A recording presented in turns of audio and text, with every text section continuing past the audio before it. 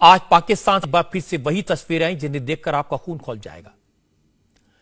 एक 13 साल की छोटी बच्ची को किडनैप किया गया और फिर उससे इस्लाम कबूल करने का और निकाह का वीडियो आया। पाकिस्तान में हिंदुओं के साथ ये जबरदस्ती हो रही है। हर थोड़े दिन में ऐसी खबर आती है, रोते बिलखते मां बाप की तस्वीरें आती हैं। इस बार यह पाकिस्तान के सिंध प्रोविंस में हुआ।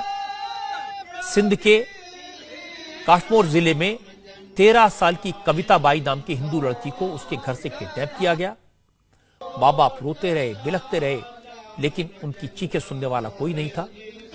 कविता बाई को किडनैप करके मियां मिट्ठू नाम के कट्टर इस्लामिक मौलाना के पास ले आया गया। वहां भीड़ जुटी थी। छोटी सी डरी सहमी बच्ची लोगों के बीच अकेली जमीन पर बैठी थी। इस मजमे के बीच इस बच्ची का धर्म परिवर्तन कराया गया, उससे इस्लाम कबूल करवाया गया और इसके बाद उसका निकाह करवा दिया गया। यह सब 8 मार्च को हुआ। 8 मार्च यानी इंटरनेशनल वुमेन्स डे, जिस दिन पूरी दुनिया में महिलाओं को सम्मान देने की बात हो रही थी, उन्हें और ज्यादा हक देने की बात की जा रही थी। उसी अंतर्राष्ट्रीय महिला दिवस के दिन 5 किडनैपर्स कविता के घर पहुंचे। कविता के पिता ने बताया उन्होंने इन किडनैपर्स को रोकने की कोशिश की, लेकिन नाकाम रहे और वो लोग कविता को गाड़ी में डालकर चले गए। इसके बाद ये लोग सीधे मौलाना मियां मिट्ठू के पास गए। वहां सैकड़ों लोगों के सामने कविता का धर्म परिवर्तन कराया गया और उसका वीडियो जारी कर दिया गया। जब कविता का धर्म परिवर्तन करवाया जा रहा था, वहां बच्चे, बड़े, बुजुर्ग सभी खड़े थे, लेकिन सब तमाशा देखते रहे बड़ी खामोशी से। और यह तमाशा पाकिस्तान में बार बार दिखता है, कई बार दिखता है। हिंदू बहु बेटियों के साथ इसी तरह से बार बार जुल्म होता है।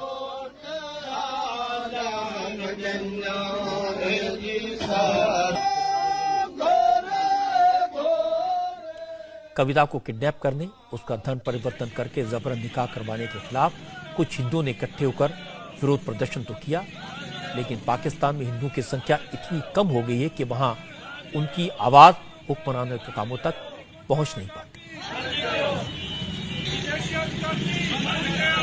हम माइनॉरिटी से हैं और हम माइनॉरिटी राइट जो आजकल ज़्यादा जो है ख़वातीन के साथ हमारी नौजवान लड़कियों को ज़बरदस्ती जो है उनकी शादी की जाती है। कम उम्री की शादी जो है उसको जो है फ़रोग़ दिया जा रहा है और हमारी लड़कियों को उठा के और उनको ज़बरदस्ती मज़हब तब्दील करवा दिया जाता है। पाकिस्तान में सिर्फ हिंदू नहीं, सिख और ईसाई परिवारों की लड़कियों को, गैर मुस्लिम लड़कियों को किडनैप करके, अगवा करके उन्हें इस्लाम कबूल करने के लिए कराया जाता है, जबरदस्ती की जाती है और ये कोई पहला मामला नहीं है।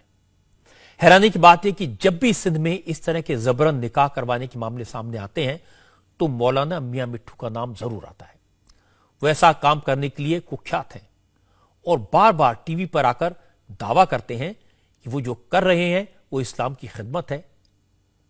उन्होंने किसी को जबरदस्ती मुसलमान नहीं बनवाया।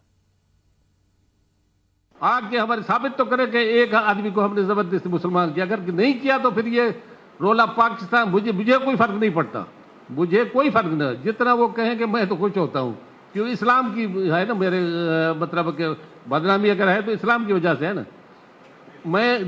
मुझे आने की जरूरत इसीलिए पड़ी कि ये पाकिस्तान को बदनाम कर रहे हैं। अब इस मौलाना के झूठ का क्या करें?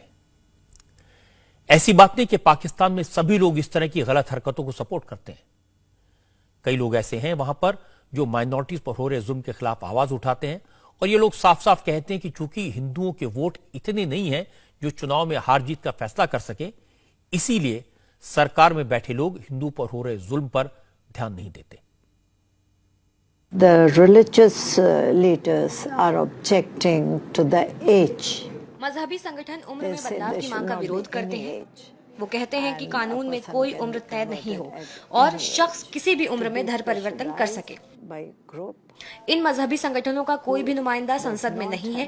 ये पाकिस्तान की जनसंख्या का बहुत छोटा हिस्सा है, लेकिन इसका सरकार पर बहुत दबाव है क्योंकि इनको वोट बैंक माना जाता है। Just for the votes or vote bank, if it is being reviewed. Pakistan में हो रहे ऐसे जुल्म की वजह से हजारों हिंदू वहां से अपना घर बार छोड़कर हिंदुस्तान आ गए हैं। इनके लिए कई जगह कैंप बने हैं।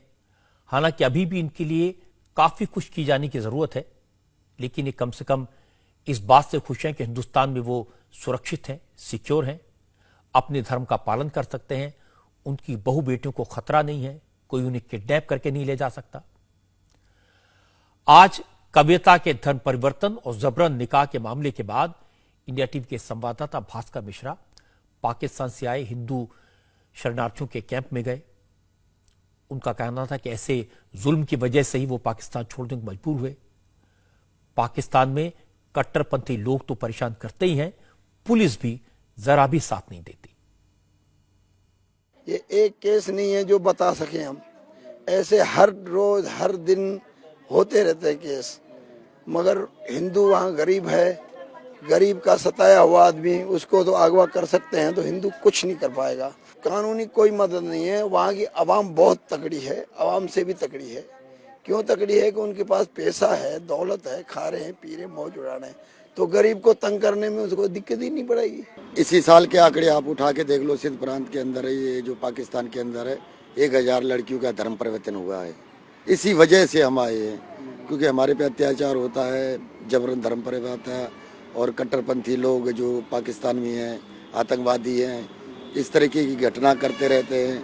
पुलिस प्रशासन की वहाँ से इस तरीके की है जो ये निकाह करवा के बोल देते हैं कि ये हमारे धर्म में आ गया, मोहम्मडन कन्वर्ट हो गया, इसलिए कोई सुनवाई नहीं होती, सारी मिली भगत होती है। नहीं, एक लड़की एक दिन में पता नहीं कितनी लड़कियां जा रही है, कितनी वहाँ पे धर्म परिवर्तन कर रहे हैं, वो तो बहुत दिन से चल रहा है। ये तो कल की एक लड़की है, उनसे पहले 6-7 दिन हुआ है, पूरे के परिवार के काट के कुआड़ी से मार दिए बेचारों को। पाकिस्तान में छोटी छोटी बच्चों पर हो रहे जुल्म की तस्वीरें देखकर लगता है कि इन लोगों को भारत में शरण देना कितना जरूरी है। जो माँ बाप अपनी बेटियों की चिंता में दिन रात परेशान रहते हैं, उन्हें इस मुसीबत से निकालना कितना जरूरी है। और जो लोग सीएए का विरोध कर रहे थे, जो लोग पाकिस्तान में बसे हिंदू, सिख, ईसाई, जैन और बौद्ध लोगों को भारत की नागरिकता देने के खिलाफ नारे लगा रहे थे, उन्हें कम से कम इन बच्चों के बारे में एक बार सोचना चाहिए। इन्हें उस जुल्म से बचाने के लिए ये कानून बना है, हजारों परिवारों को मुसीबतों से बचाया है, ये एक अच्छी बात है। अब इंडिया टीवी हर वक्त हर जगह डाउनलोड करने के लिए सर्च करें India TV news Google play store या ऐप स्टोर पर।